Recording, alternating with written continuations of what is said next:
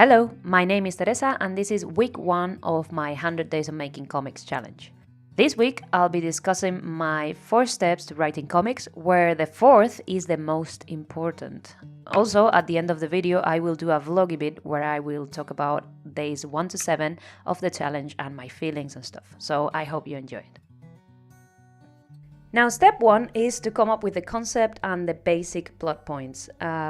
Now, when it comes to this point, I do not write a script. I know a lot of people need to sit down and write a script and have everything figured out before committing to thumbnails, but for me that's just not something I enjoy doing, and I don't do it in any aspect of my life. For instance, if I'm going to be speaking in public, or if I'm going to be doing a presentation at work or something like that, I never write scripts. I always have some bullet points or some guidance, but at the end of the day I prefer to do it off the cuff and just not improvise, but just follow a structure while letting myself free to say whatever I want to say at that moment in time. I find that if I don't do that, everything comes out really stiff and insincere. Just like, for instance, this video is not scripted. I have 4 basic words in here that I follow so that I don't deviate from my point, but other than that, I don't do scripts in any area of my life, and that's why I don't do scripts here. But if you are the kind of person that when you do a presentation you have to read from a page, probably you're also the kind of person that should sit down and write a script, but you never know because it's different aspects of life, and maybe you are a complete different person when it comes to presenting content through speaking and presenting content through drawing and comics. So you should know yourself by now, and you should maybe try and do it in the way that is most natural to you. In my case, I just write those basic plot points and get on with the next step. The question now is, how do you come up with a concept? What do you have to do? What are the steps? So for me, I follow a 3-step process, which I've been testing for quite a few years when it comes to coming up with ideas, be it for essays at university or for anything I do in my life. I just go through these 3 steps. The first step is research. And research can mean anything. It can mean reading other comics, or in this case, for this particular 4-page comic, I was reading micro fiction, which is like, you can find it on Twitter or you can find it online or in little books, and it's just stories that are 2 lines. And I thought for a 4-page comic that would be a good idea of what you can get done in 4 pages. So I did that research. I read a lot of micro fiction, and then once I did that, I did some iteration. I remember the ones I liked best, I put them down, then I thought about some ideas from those ideas that were more personal to me, and I just kept changing those ideas into ideas that were closer and closer to myself, and that's what I call iteration. That's the second step. So you first research and you then iterate, and then you draw from your own life and from your own experience. You try to bring it home, whatever you've read. And then after that, I do something that I don't know if everyone's gonna agree with, but I just rest. I just let it rest and I forget about it. And when I feel that I've forgotten about it and that it's out of my mind completely, I look at it again and I ask myself one simple question: is this good enough, or is this horrible? And if the question is this is horrible, which often happens, then I go back at the beginning of the cycle and I research again in the areas this time that I think are lacking. So I depart from those ideas that I created in the first round, and I go back and research some other ideas or something that can help me come up with a solution. And that's what I do: research, iterate on that research, then rest, evaluate, and go back to research. And I do that as many times as necessary until I have something that I'm happy with. Now, one thing about this process is that during the process you come up with a lot of ideas from the iteration process, and what tends to happen for me at the end is that I have a collection of 4 or 5 that I'm most interested in, and then that's when I do the final step, which is I mix them. I find a way to put those original ideas of mine together, mix them somehow so that I come up with something that is a little bit more original than the ideas I came up with the research. And that's my last step. I do this sort of mixing, or like, I don't know how to call it. Maybe I create a chimera of a story, and I do that a lot, and I come up with weird stories more often than not.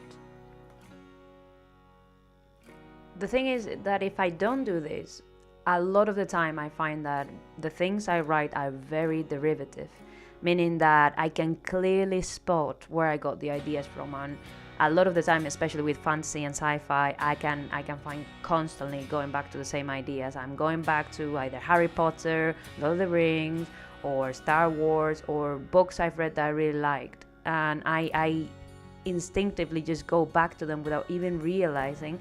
And this is the only way I can stop myself from doing that and coming up with ideas that are a little bit original, at least. Now, let's move on to the second step. Now, the second step is breaking everything down into pages. So you've come up with this idea, but now this is a comic, so you have to decide how you're gonna separate this thing into different pages. And I do this in 2 steps. Step number 1, I think about the page. For me, a page is a unit of change. A page is not an effective page if something doesn't change during that page. So if the state of the characters and the state of action is exactly the same at the beginning and the end of the page, then that was a pointless page in my book. Now, I'm not here to say that actionless pages are useless. No. You can have 2 instances in which these pages are good. The first instance is if you have a comic or a story where there's a lot of information and you need to let your reader rest and enjoy a little bit the world that you've built with all this information. A perfect example of this is, I think, the film Ghost in the Shell. If you've seen that film, don't worry, there's not going to be spoilers, but if you've seen that film, you remember a part in the middle of the film where it's just music and scenes of Neo Tokyo. Was it Neo Tokyo or was that Akira? Well, I can't remember. Scenes of the city which are gorgeous, and this music that is very atmospheric. And after the first half of the film, where you've been bombarded constantly with information, it's just nice to have nothing happen and you have time to actually reflect and think, oh, what's going to happen next? And if it wasn't for those, I think it's 2 minutes of music with scenery, I don't think I would have enjoyed the film, because there's too much information in that film otherwise. And I can't predict what's going to happen and I can't enjoy it. So that's one instance in which having nothing happen would be good. If you bombard them with information and you want the reader to have a moment to consider and to, think. Another reason why you would have a page in which nothing happens is if you're setting a scene in a calm environment. This happens a lot in manga, where you would have 1 or 2 pages in which they're just presenting an environment and they're just letting you feel how that environment is. So nothing is happening, but at the same time, you are getting an introduction of how this environment feels. And you can get some gorgeous landscape pages like that, and it has value just because it's pretty. Maybe you want to do that. You want to give the atmospheric sense and the pretty pictures of the environment. So, having established that a page is a unit of change where something needs to change, except for those 2 exceptions, then what I do is I write what's going to happen at the top of the page and write what's going to happen at the end of the page. And if nothing changes between what I wrote at the top and what I wrote at the bottom, then I reconsider that page and think about, whether it's worth drawing or writing that page. And that's step number 2 complete. You've broken your story down into the pages that you have. And in goes step number 3, which is thumbnailing. This is what you can see in the video. This is what I'm doing here. Well, I've done the breaking down into pages and the thumbnailing. They're coming up with the concept I did before starting the 100 Days of Making Comics, because of the resting aspect of it, which, I don't think the 100 Days of Making Comics are made to, rest. So, yeah, I did that before. And now I did the breaking down into pages and the thumbnailing. Now, thumbnailing. It's exactly the same as writing. I repeat the same process. I just research. I look through comics. In this case, I only read comics because what I want to get is a sense of the composition for the page and the things I want to get done. But I have two basic principles that I follow, which is vertical panels imply change because they break the page. And then horizontal panels that go all the way across the page create a sense of static passing of time. I don't know if that makes sense, but to me, if I see a long panel across the page, it creates like the same impression that a shot at the cinema where they don't move the camera at all. So it's just like observing something from the outside and letting time pass. So that's the only principle I apply. I'm not very knowledgeable in this area, and I will like to look more into it. Maybe I'll make a video in the future with my research.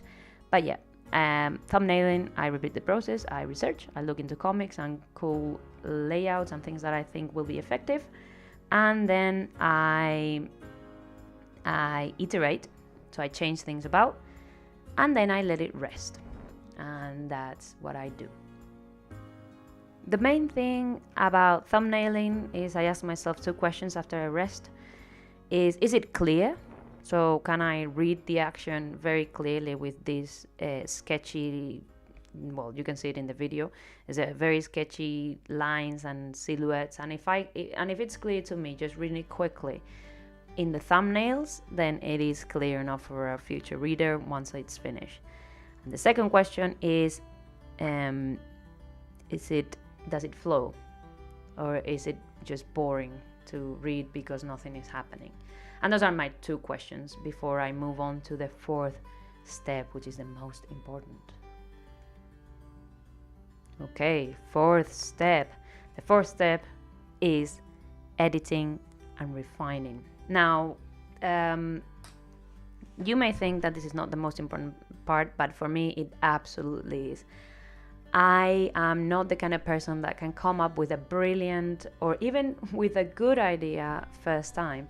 Some people have an amazing sense of story and they can come up with something great on the spot. I'm sure that there is people that have that sort of talent. I haven't met any, and I am not one of them.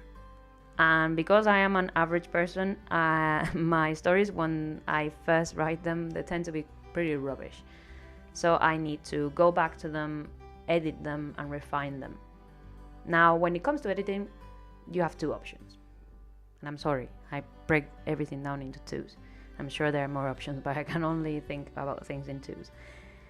The first one, obviously, is to edit yourself. This would imply putting away your thumbnails in a drawer and don't look at them until you've completely forgotten how you felt or how you thought when you were writing them. I think when we write things, we get into a space of mind that is very specific. We are visualizing things, we see things very clearly, and that's why we can put them down on paper. But the thing is, you have to get out of that space in order to be able to see it objectively and see if it makes sense and if it's exactly what you were looking for. And personally, I think this is a very inefficient way of doing it, because I don't know exactly how long will it take me to forget about what I was thinking and feeling and what I was going for. But I know that there are 7 billion people out there that have no idea what I'm writing about, and that would be perfect to tell me if it's clear and if it's interesting and if it makes sense. And that's what I tend to do. I look for outside editing.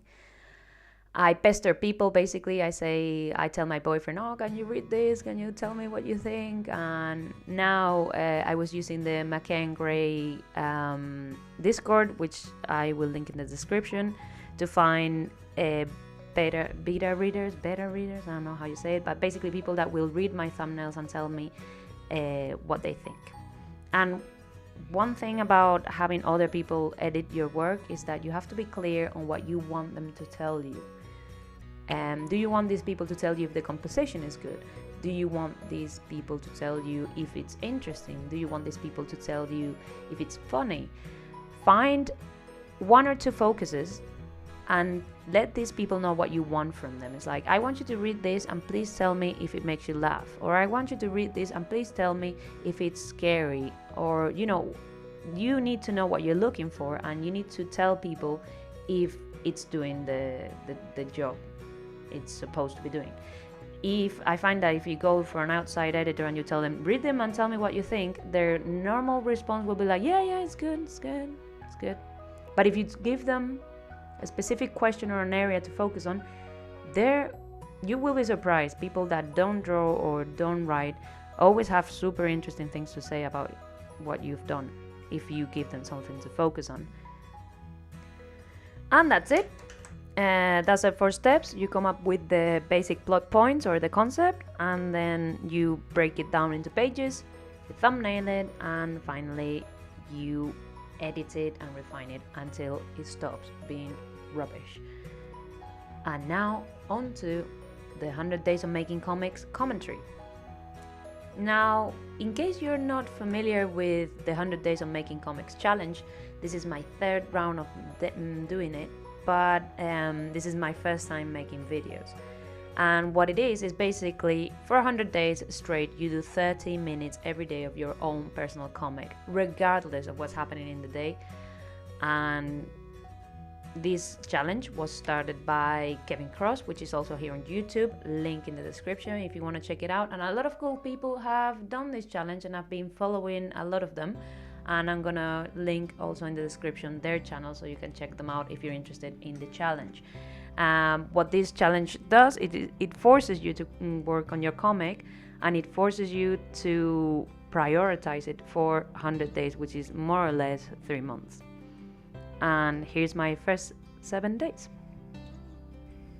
Okay, so these first 7 days have been very uneventful. There's nothing really to say other than I've prioritized it. I've woken up early every day, and on New Year's Eve I actually didn't drink past 11 o'clock at night because I knew I had to wake up and do this. So I'm being very, of course this is the first week I'm super fired up. I'm like, yeah, I'm gonna do it right this time, because in case you don't know, I have done this challenge twice and I finished both of them, so I completed the challenge, but I did skip some days.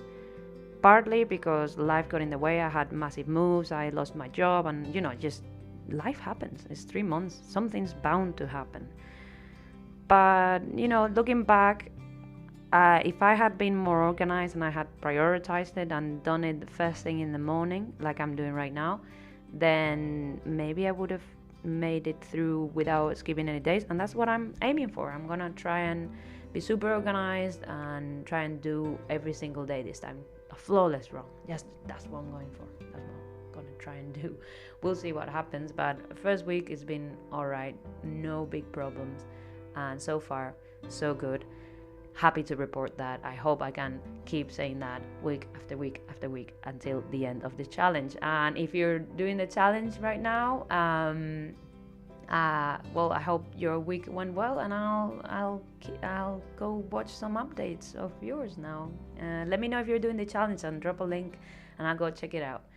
Okay, so that's all for the first update. I hope you enjoyed the video. And if you haven't started your comic yet, I hope it gave you some ideas and a point of departure. And if it did, all you need now is to get on with it. And I know you can do it. Go for it. It's a lot of fun. Don't let anything stop you. And that's me done.